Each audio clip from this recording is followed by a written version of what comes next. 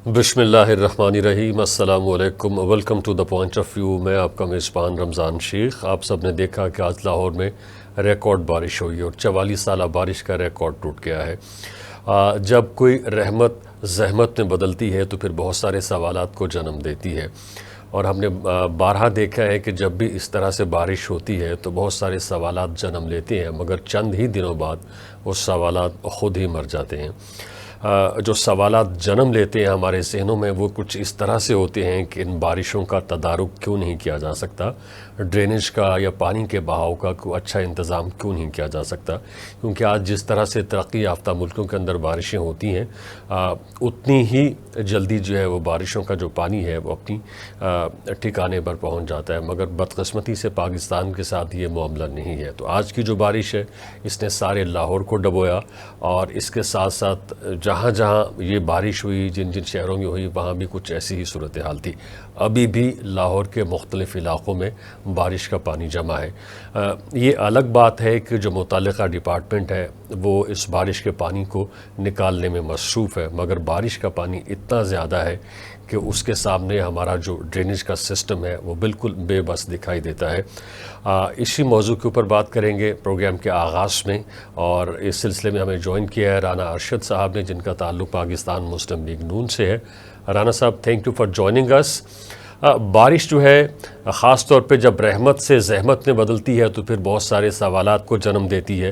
तो एक तरह से आपके सामने अपॉर्चुनिटी भी क्रिएट होती है कि आप इसके तदारुक के लिए कुछ करें, मगर हमने देखा है कि जितनी भी हुकूमतें आईं उन्होंने इस हवाले से कुछ नहीं किया। यानी हम दो इंतहाओं पर खड़े हैं, या तो बारिश के लिए दुआ कर रहे होते हैं कि जी बारिश हो जाए, या फिर जब बारिश हो जाती है तो उसके बाद फिर हम यानी ये दुआ कर रहे होते हैं कि किसी तरह से बारिश रुक जाए, या ये जो पानी हमारे घरों में दाखिल हो गया है, हमारी सड़कों में दाखिल हो गया है, तो ये किसी तरह से गुजर जाए। क्या कहेंगे इस हवाले से? जी, बिस्मिल्लाहिर्रहमानिर्रहीम। जी शेख साहब, मैं आपका मशकूर हूँ, आपके चैनल का मशकूर हूँ, और आपका क्वेश्चन बड़ा वैलिड है, इसमें बड़ा वज़न है, मैं इस चीज़ को महसूस करता हूँ। लेकिन मैं समझता हूँ कि ये अल्लाह तबारक व तआला की तरफ से जो रहमत है, बिल्कुल आपने कहा कि एक हद से जब चीज़ें बढ़ती हैं तो फिर इंसान जो है जल्दी उस हद से बढ़ती हुई चीज़ों को बर्दाश्त नहीं कर सकता।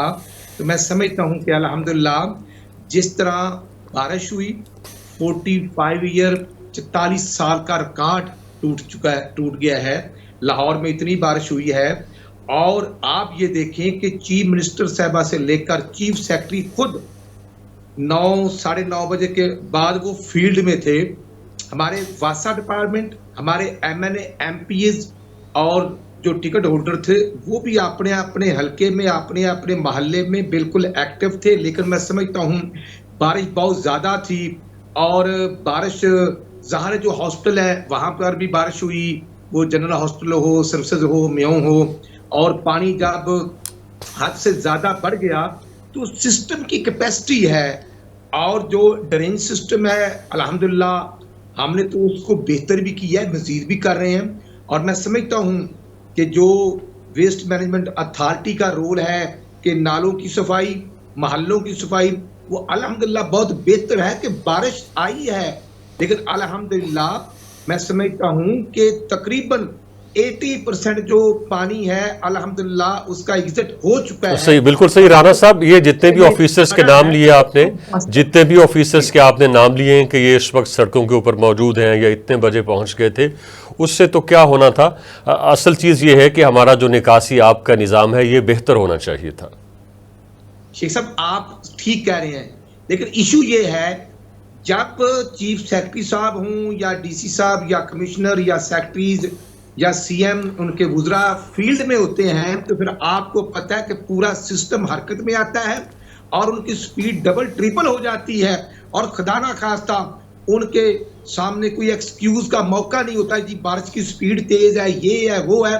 फील्ड में मौजूद होना मैं समझता हूँ ये हमारी जिम्मेदारी है, और जो सिस्टम है, जो सिस्टम मौजूद है, जो एग्जिस्टिंग सिस्टम है, उसमें बेहतर एग्जिट जो करना है, बिल्कुल पानी सही। का निकास जो है वो अगर नालों की सफाई नहीं है, और अगर वहाँ बंद लगे हुए हैं, तो वो पानी का एग्जिट ही नहीं होता, तो फिर वो मोहल्लों में बिल्कुल खड़ा सही। रहता है। राणा साहब ऐसा लगता है कि जैसे हमने जो भी आफत आती है उससे उसको रेस्पॉन्ड करना नहीं सीखा। मसलन ये कि जब बारिश नहीं होती, कहत साली होती है एक तरह से, कि अब बारिश के लिए लोग दुआएं कर रहे होते हैं, तो उस वक्त हमें बारिश की या पानी की जो कमी है या उसकी जो कदर है उसका एहसास होता है।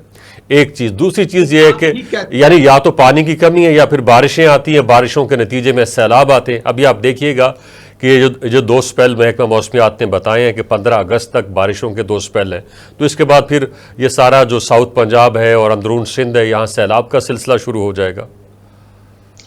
रमजान साहब, इशू ये है, आपने ये देखना है कि गवर्नमेंट की अवाम के साथ मुखलिसपन है कि नहीं है, अवाम के लिए गवर्नमेंट हरकत में है कि नहीं है।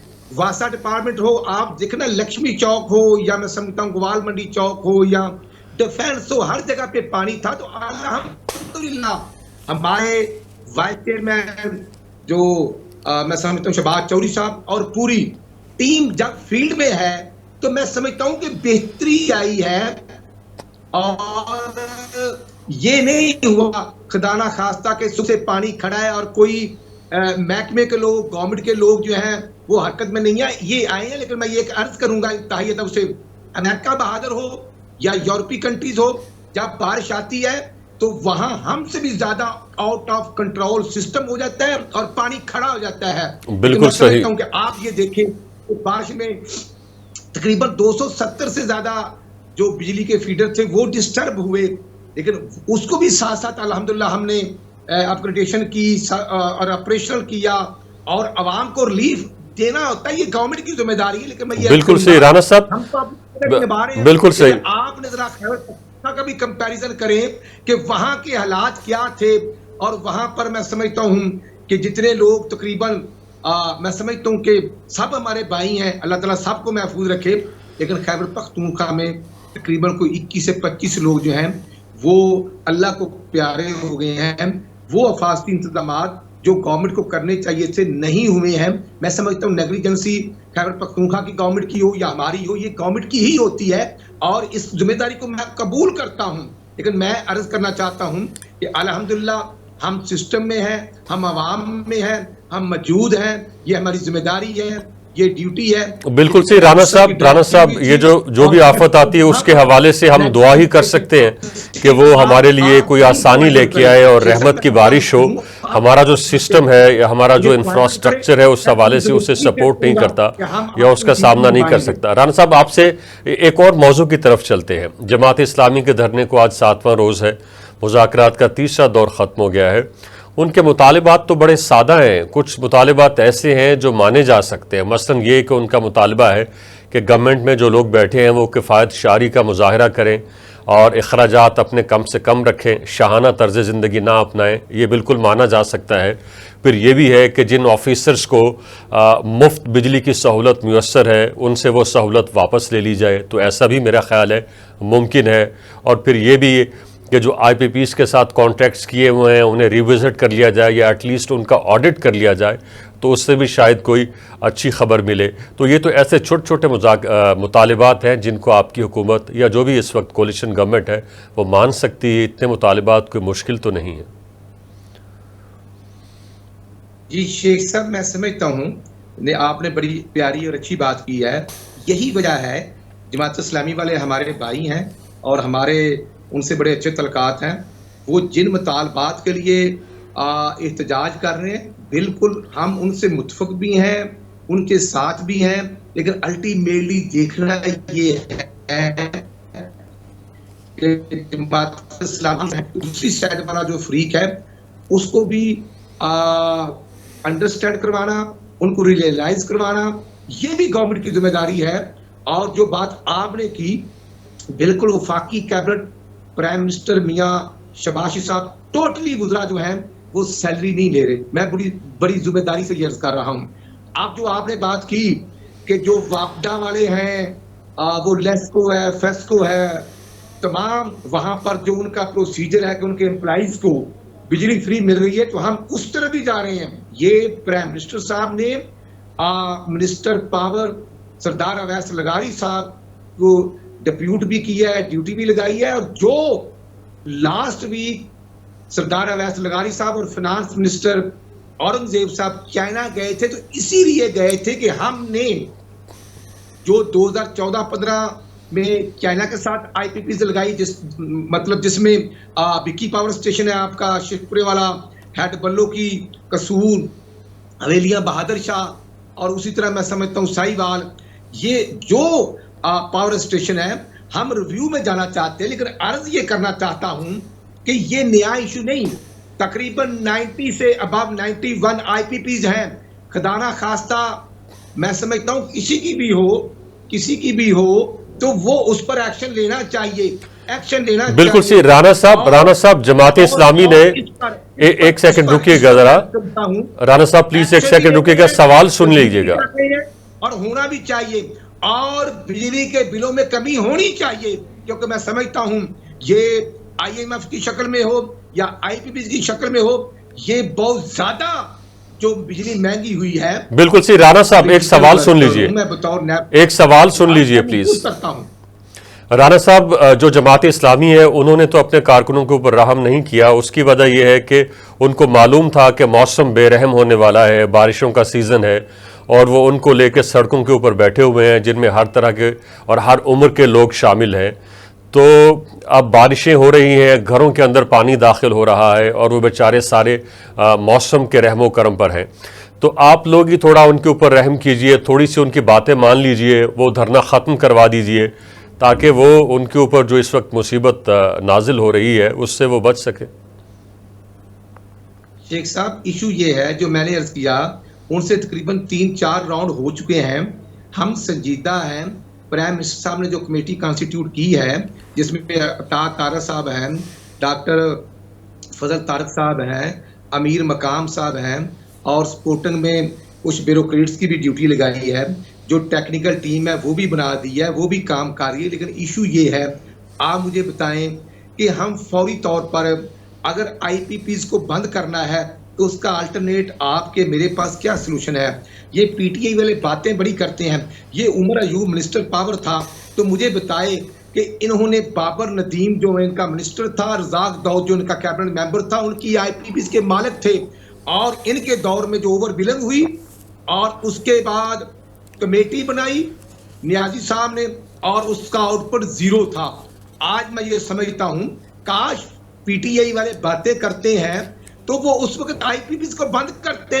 इन्होंने तो उनके साथ जनाब तमाम एग्रीमेंट्स को रीशेड्यूल किया था, नए रूप में लाकर हमारे सामने खड़े कर दिया। अब हम रिव्यू भी चाहते हैं। हम समझते हैं कि जो गोहर साहब बात कर रहे हैं, एटमा वाले, वो जो बात कर रहे हैं, वो भी केयर टेकर में मिनिस्टर थे। काश वो ही कुछ करते, कुछ किसी ने किया नहीं। बातें करते हैं, इल्जामात लगाते हैं। मैं जमात इस्लामी वाले मेरे भाई हों या मुस्लिम लीग वाले हों या पार्टी वाले हों, हम सब महसूस करते हैं कि इस दर्द सर से जान कैसे छुड़ाई जा सकती है। तो अल्हम्दुलिल्लाह।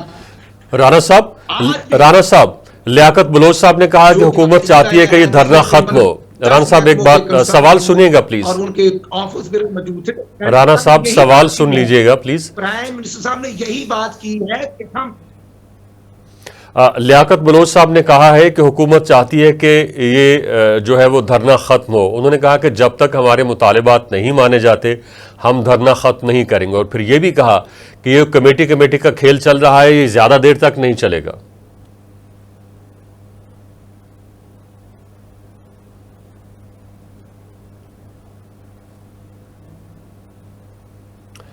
जी राणा साहब, मैं अपने सवाल को दोहराए देता हूं। लियाकत बलोच साहब ने कहा है कि हुकूमत ये चाहती है कि धरना खत्म हो।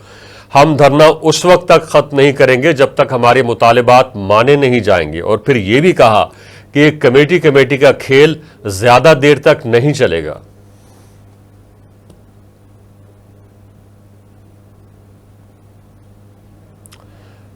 राणा साहब, आपको मेरी आवाज आ रही है?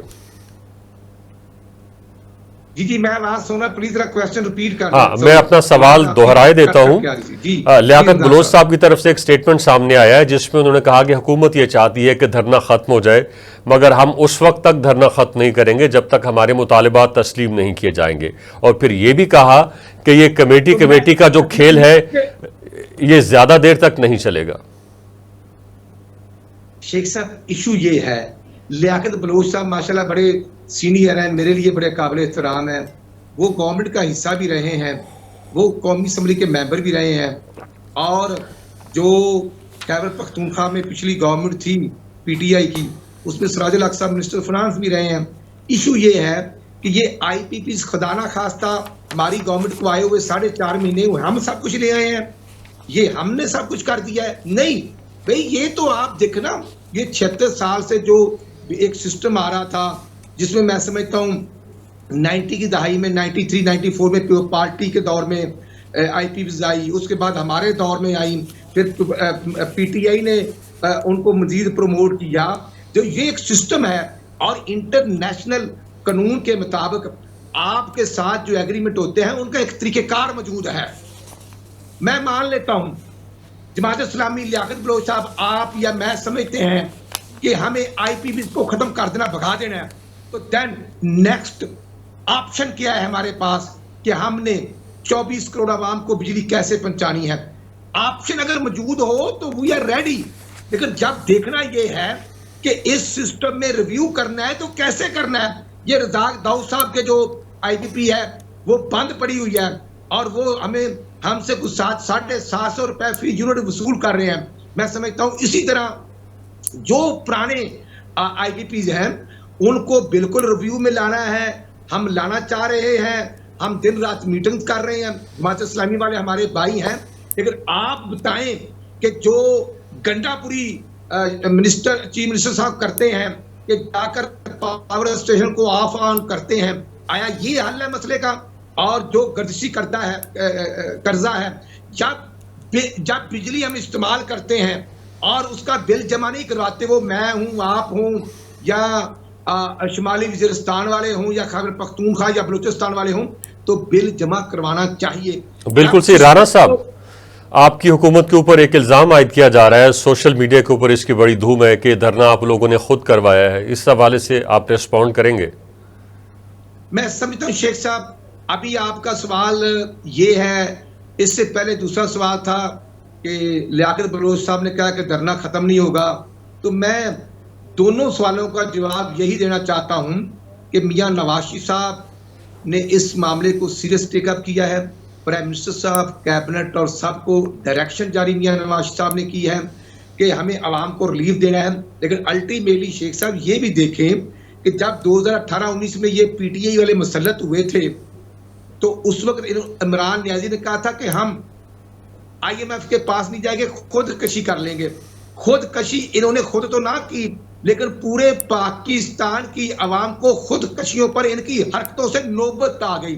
अगर वो इन टाइम MOU साइन करते तो जो 2 दफा IMF के साथ एग्रीमेंट सस्पेंड हुए वो ना होते, और वो सस्पेंशन की वजह से, जो डिले पल की वजह से आज हालात हुए कि आज अल्हम्दुलिल्लाह हमने शुरू में IMF के साथ बड़े पॉजिटिव डायलॉग किए हैं।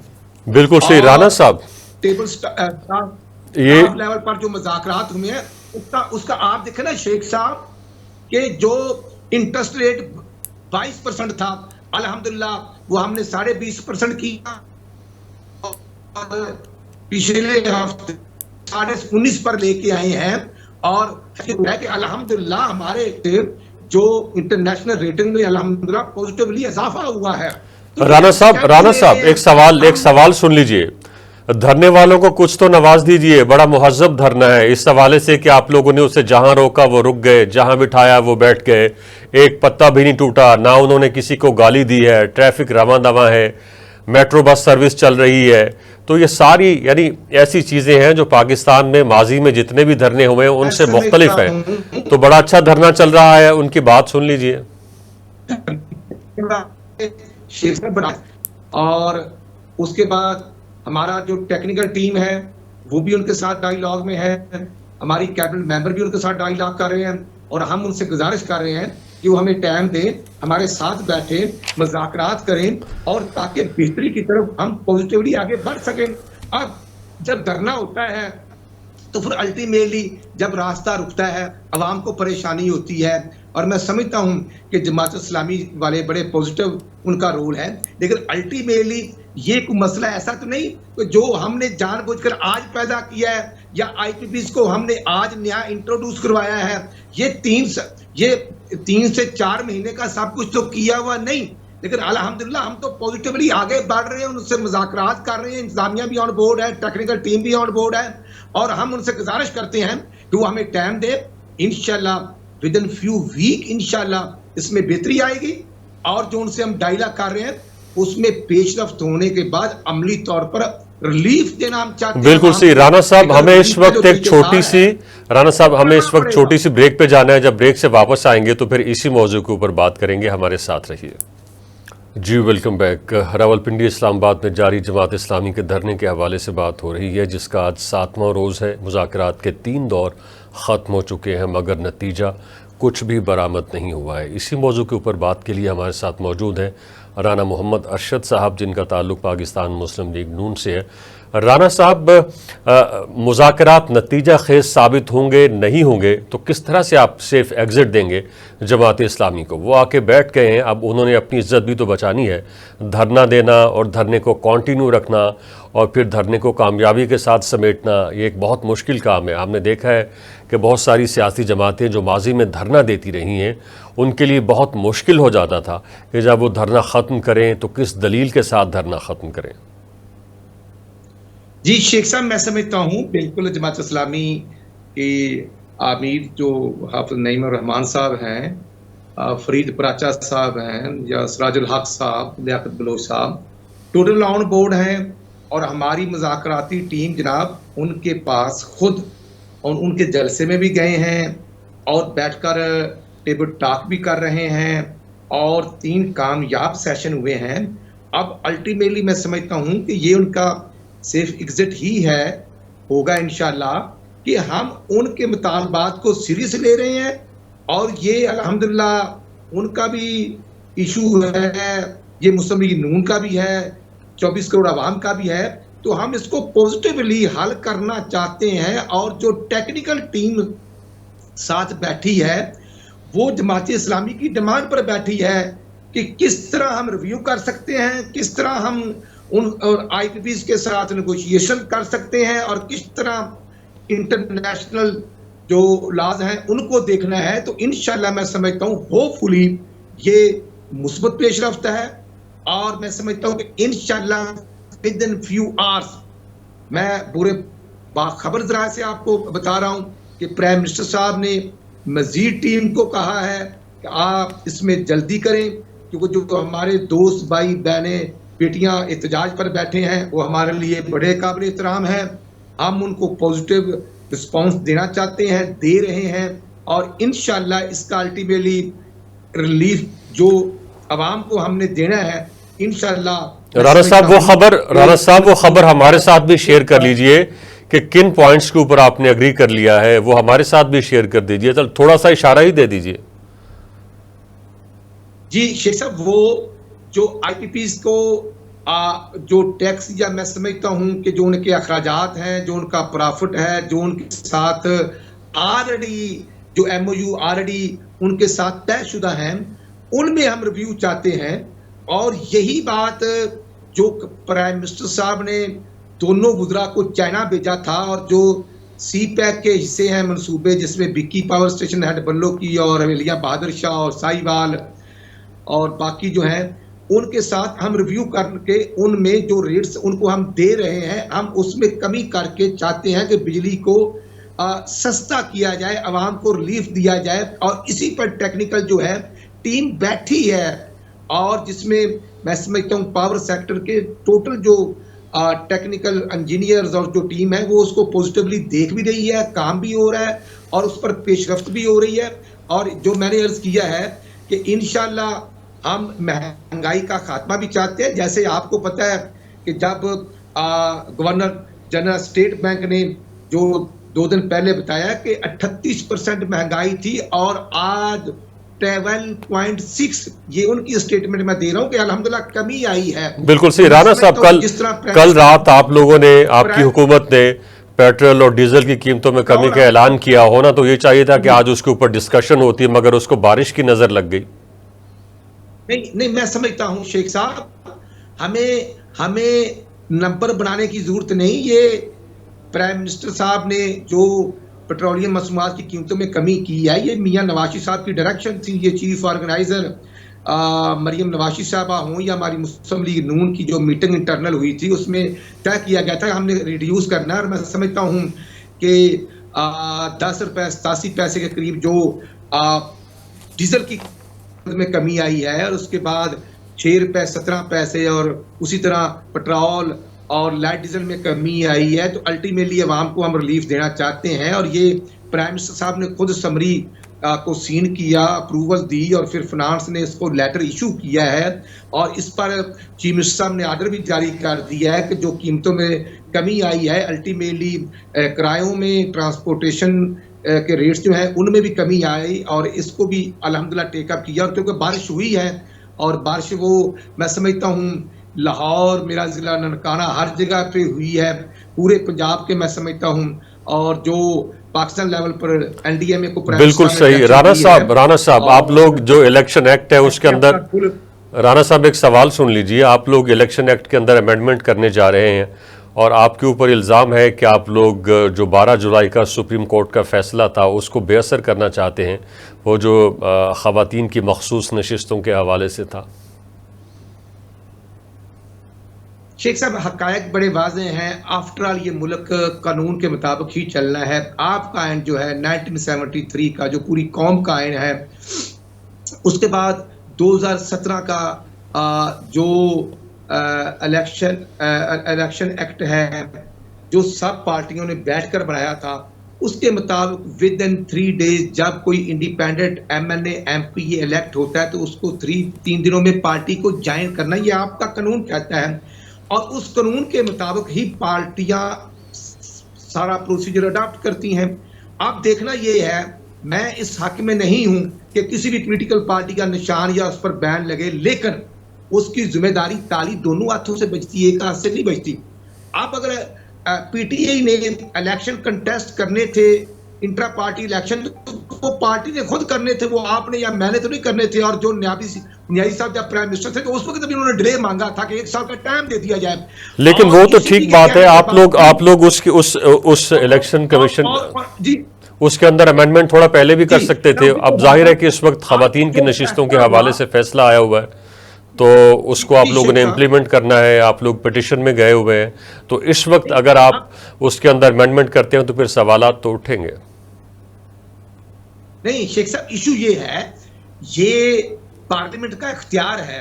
आप ये बताएं कि जब आपके आइन में है कि 3 दिन में पार्टी आजाद इंडिपेंडेंट ने किसी पार्टी को ज्वाइन करना है, तो फिर 15 दिन का टाइम किस कानून के तहत दे दिया जाता है? देखना, उसका अगर कानून बन जाए, नो इशू, हमें कोई इतराज नहीं। लेकिन एक पार्टी ने अपनी सीटों के लिए अप्लाई नहीं किया। पीटीआई के चेयरमैन गोहर साहब हों या पूरी उनकी टीम ये कह रही थी कि सुन्नी इत्तेहाद को सीटें दी जाएं, नो इशू, बिल्कुल दी जाए।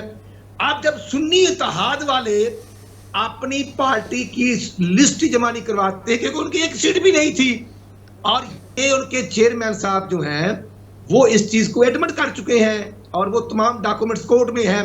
अब जो ऑनरेबल जजेस ने फैसला किया, बिल्कुल हमारे लिए बड़े काबिल एहतराम है, लेकिन काश वो ये भी तो बताए ना कि 3 से 15 दिन, और उसके बाद जो प्रोसीजर है, जब आपके आइन के मुताबिक जब एक आजाद मेंबर वो एक पार्टी को हलफनामा जमा करवा देता है कि मैं सुन्नी इत्तेहाद में हूं, मैं नून में हूं, मैं पीटीआई में हूं, उसके बाद दूसरी पार्टी को वो हलफनामा अपना नहीं दे सकता। मैं समझता हूं कि फ्लोर क्रॉसिंग जो है वो किस चीज का नाम है? ये सब कुछ अगर होता है तो मैं समझता हूं फिर कानून की तशरीह होती है, कानून रीराइट नहीं होता, कानून नया लिखा नहीं जा सकता, उसके लिए पार्लियामेंट का अख्तियार है। अब जो ईसीपी ने प्रोसीजर अडॉप्ट किया है, बिल्कुल अच्छी बात है। उन्होंने उसकी मैं समझता हूँ डायरेक्शन मांग ली है कि ये अब हम हैं, हमें क्लियर कर दिया जाए। तो मैं समझता हूँ कि जो ऑनरेबल जजेस हैं वो जो ईसीपी ने लिख कर भेजा है उसको क्लियर कर दें, हमें कोई इतराज नहीं। दूसरा जो सही। अमेंडमेंट है मैं समझता हूँ हम राणा साहब आपसे एक और सवाल आपसे, और हम उसमें अमेंडमेंट चाहते हैं। एक और कानून साजी आप करने जा रहे हैं। बानी पीटीआई कहते हैं कि जो डिजिटल मीडिया है या जो सोशल मीडिया है ये आवाम की आवाज़ है, और आप उसके ऊपर कदगन लगाने के लिए एक और कानून डाटा प्रोटेक्शन एक्ट लेके आ रहे हैं। तो ये क्या समझते हैं, क्या ऐसा ही है कि इससे जो आवाम की आवाज़ है वो दब जाएगी, या एटलीस्ट थोड़ा कुछ चेक आ जाएगा कि जो भी बंदा जो भी बात करे या जो चीज़ भी शेयर करे थोड़ी जिम्मेदारी के साथ करे? रमजान साहब, हर आदमी की इज्जत नफ्स होती है। मैं खुद पॉलिटिकल वर्कर हूं, तो मैं समझता हूं आज़ादी होनी चाहिए, लेकिन माँ पिदर और तमाम जो आज़ादी ऐसी नहीं होनी चाहिए कि हर चीज़ जो है वो आज़ादी के नीचे दब जाए। इशू ये है, आपकी डिजिटल दहशतगर्दी जब होगी, जब हसन राउत साहब ने खुद फरमा दिया, इनके स्पोक पर्सन ने, कि हमारा जो सोशल मीडिया है वो अमेरिका से ऑपरेट होता है, तो अमेरिका में बैठकर डिजिटल दहशतगर्दी फैलाने वाला कोई भी हो वो कानून से बालातर नहीं। मैं समझता हूं पीटीआई के एमएनए एमपीज हों या मुस्लिम लीग नून के हों या सोशल मीडिया के एंकर्स हों या एनी हो, हर साफी मेरे लिए काबिल एहतराम। लेकिन जब बन्नू वाला वाकया होता है और अफगानिस्तान से बैठकर डिजिटल सोशल मीडिया डिजिटल दहशतगर्दी के जरिए ख्वाज पाकिस्तान के 11 बेटों को शहीद कर दिया जाता है, जब डीआई खान में डिस्पेंसरी पर हमला करके 2 नर्सें 2 मासूम बच्चों और 5वें को शहीद कर दिया जाता है, तो मैं समझता हूं ये डिजिटल दहशतगर्दी का हक किसी को भी नहीं होना चाहिए। कानून से बालातर कोई नहीं, चेक एंड बैलेंस होना चाहिए। आज ख्वाज पाकिस्तान के बेटे शहादतें दे रहे हैं, आप यकीन करें ये 4 महीनों में तकरीबन 160-70 के करीब शहादतें हो चुकी हैं। और ये कौन लोग कर रहे हैं? अगर कालतन तंजीमों को कोई सपोर्ट करे, नहीं करना चाहिए। बिल्कुल सही राणा साहब, हमारा वक्त खत्म हुआ चाहता है। Thank you for joining us. और सोशल मीडिया या फिर डिजिटल मीडिया का इस्तेमाल लेकिन जिम्मेदारी के साथ, ये था हमारा पॉइंट ऑफ व्यू। अपने पॉइंट ऑफ व्यू से आगाह करने के लिए विजिट कीजिए हमारी वेबसाइट टीवी टुडे। देखने का बेहद शुक्रिया।